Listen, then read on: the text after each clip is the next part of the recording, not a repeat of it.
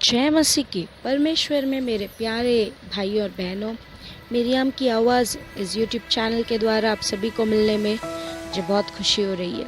मैं आशा करती हूँ कि परमेश्वर की अनुग्रह और कृपा और सामर्थ्य हाथ आप सबके परिवारों के ऊपर है और आपके ऊपर भी है और आपको ढापे हुए व संभाले हुए चला रहा है।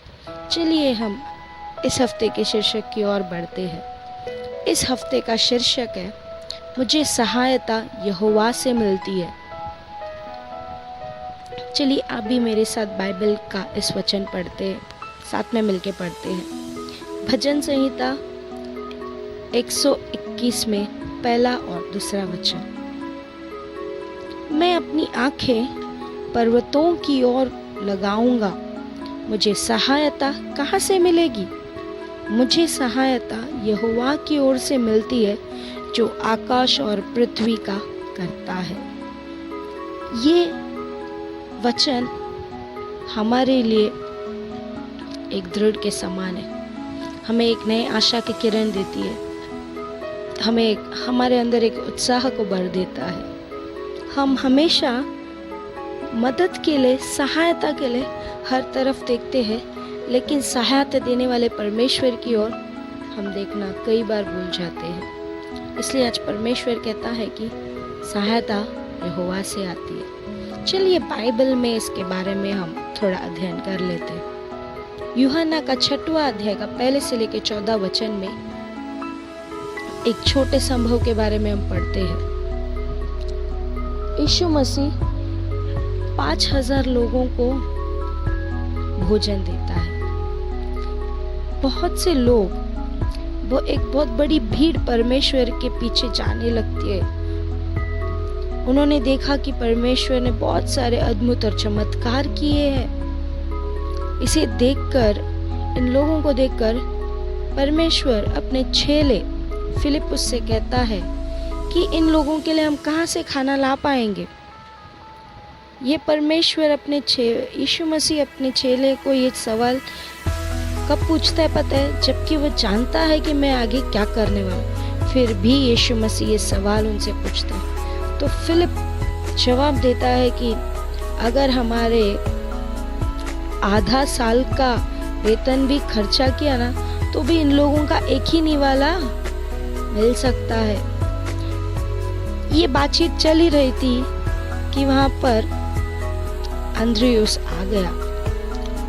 वो कहता है कि एक छोटा सा लड़का है जो अपने साथ 5 रोटी और 2 छोटी मछलियां लाए, बट ये सब क्या इन लोगों को उड़ेगा?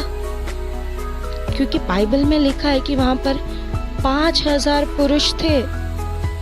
परमेश्वर ने, यीशु मसीह ने उन लोगों को वहां उस घास वाले जमीन पर बिठा दिया।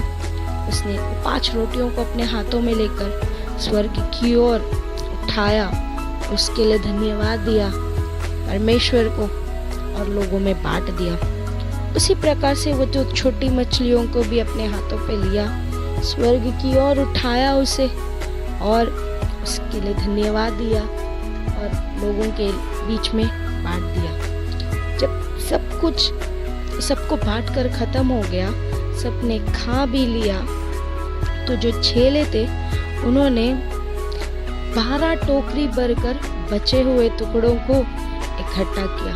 हाँ, हमारा परमेश्वर इतना सामर्थ्यवान और महान है कि वह हम जो सोचते उससे कई गुना अधिक चमत्कार करने के लिए सामर्थ्यवान है। शायद अगर हम परमेश्वर के साथ, यीशु मसीह के साथ अगर उन दिनों में रहते, तो हम भी उनके चेलों की तरह ही जवाब देते। क्या हो सकता है? क्या ये संभव है? देखिए, इसमें एक बात बहुत गौर करने वाली चीज है। यीशु मसीह जब सवाल कर रहा था फिलिप्पुस से, उसे पता था कि वो क्या करने वाला है।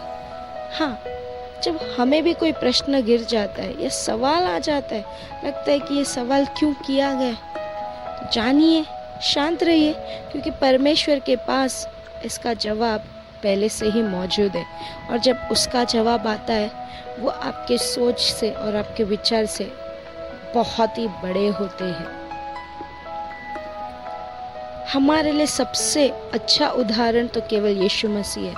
जिस प्रकार उसने उस भोजन को लेकर आकाश की ओर उठाया, स्वर्ग की ओर उठाकर उसने उसे धन्यवाद दिया, तभी परमेश्वर ने उसे आशीष करके उसको बहुतायत से बढ़ोतरी किया और लोगों को तृप्त किया। हमारे परमेश्वर हमारे जिंदगी में भी ये सब करने के लिए सामर्थ्यवान है। शायद आपके पास अभी कमी रहेगी, परमेश्वर की ओर उठाइए, उसे भरपूरी में वो बदल सकता है। शायद आप आंसुओं में रहेंगे, तो आंसुओं को भी परमेश्वर की ओर उठा लो, क्योंकि उसका जवाब जो खुशी है वो परमेश्वर देने में सामर्थ्यवान है। हाँ, आज से परमेश्वर की ओर देखते, क्योंकि हमारी सहायता यहोवा से ही आती है। मैं आशा करती हूँ कि आज का ये वीडियो भी आपके लिए आशीषित रहा रहेगा।